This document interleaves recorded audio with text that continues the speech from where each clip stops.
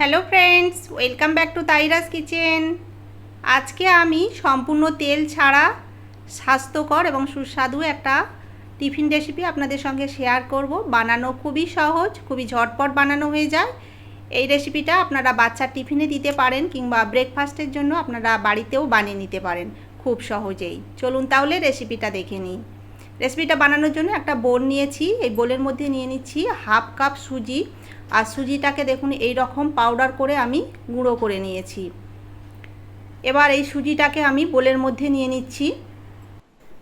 তারপর দিয়ে দিচ্ছি ওই একই কাপের হাফ কাপ গমের আটা। শুধু ময়দা বা শুধু আটা দিয়েও এই নাস্তাটা করা যাবে। তারপর দিয়ে দিচ্ছি 1/4 চামচ লবণ।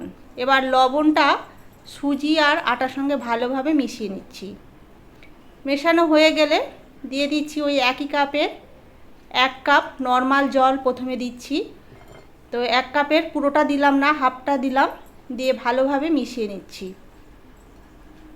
জলটা একবারে দেব না, তারপরে বাকি জলটাও দিয়ে দিলাম।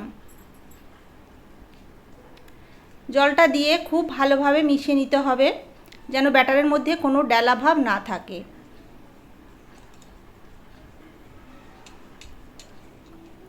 আরও একটু জল লাগবে, সেই জন্য আমি 6 টেবিল চামচের মতো জল দিয়ে দিলাম। দিয়ে আবারও খুব ভালোভাবে মিশিয়ে নিচ্ছি। মেশানো হয়ে গেছে। এবার ব্যাটারের ঘনত্বটা আপনাদেরকে দেখিয়ে দিই। দেখুন ঘনত্বটা ঠিক এই রকম হয়েছে। খুব জলের মতো পাতলাও না, আবার খুব ঘনও না। আর আরও বোঝার সুবিধার্থে দেখিয়ে দিচ্ছি। দেখুন চামচের পেছন দিকটা দেখুন ঠিক এই রকমভাবে কোট হয়ে যাবে।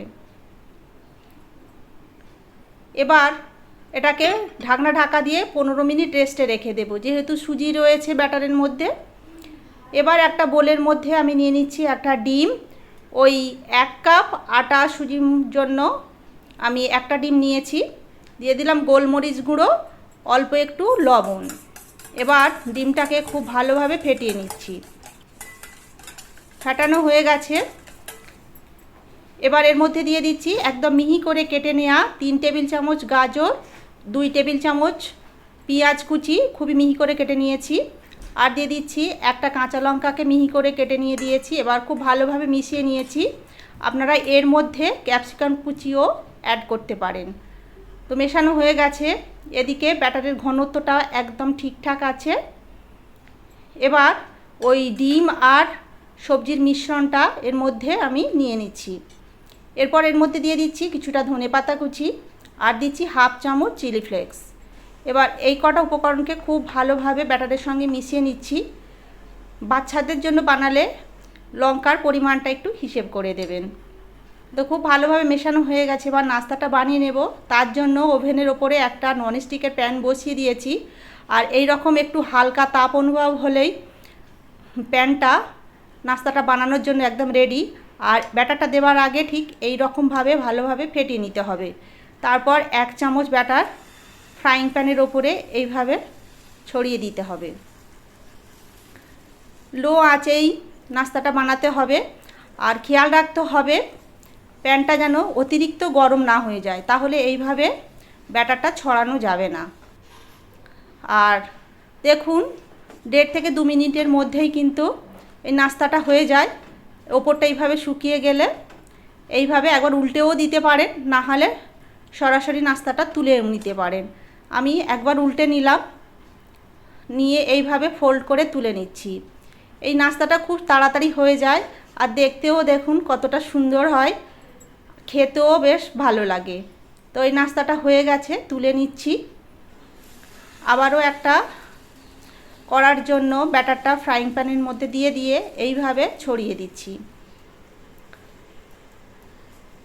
1.5 থেকে 2 মিনিটের মধ্যে দেখুন ওপরটা এইভাবে শুকিয়ে গেছে।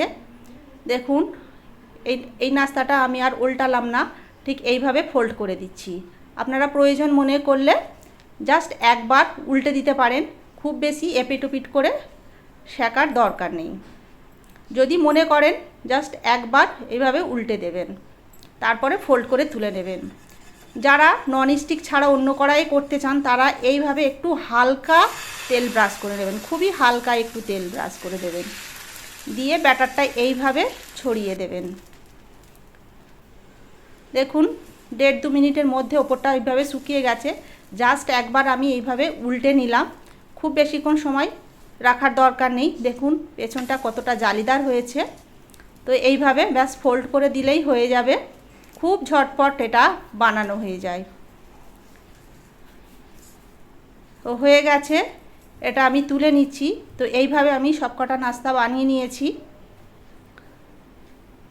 অনেকে আছেন স্বাস্থ্য সচেতন, তারা বেশি তৈলাক্ত খাবার পছন্দ করেন না, তারা তেল ছাড়া এই নাস্তাটা বানিয়ে নিতে পারেন। আশা করছি ভালো লাগবে। বাড়িতে বয়স্করাও থাকলে এই নাস্তাটা খেয়ে খুবই মজা পাবে। তাছাড়া বাচ্চাদের টিফিনেও আপনারা এই নাস্তাটা বানিয়ে সসের সঙ্গে দিতে পারেন, বাচ্চারা খুব খুশি হয়ে খেয়ে নেবে। তো আশা করছি আমার আজকের এই রেসিপিটা আপনাদের ভালো লেগেছে। ভালো লাগলে প্লিজ লাইক, শেয়ার এবং চ্যানেলটা অবশ্যই সাবস্ক্রাইব করে নেবেন। এটা টমেটো সসের সঙ্গে খেতে পারেন কিংবা গ্রিন চাটনির সঙ্গেও খেতে পারেন, খুবই ভালো লাগে। তো দেখুন আমি টমেটো সসের সঙ্গে এটা পরিবেশন করেছি। তাহলে ভিডিওটা আজকের মতো এখানেই শেষ করছি। আবার দেখা হয়ে যাবে অন্য একটা নতুন ভিডিও নিয়ে। আপনারা খুব ভালো থাকবেন, সুস্থ থাকবেন, সাবধানে থাকবেন।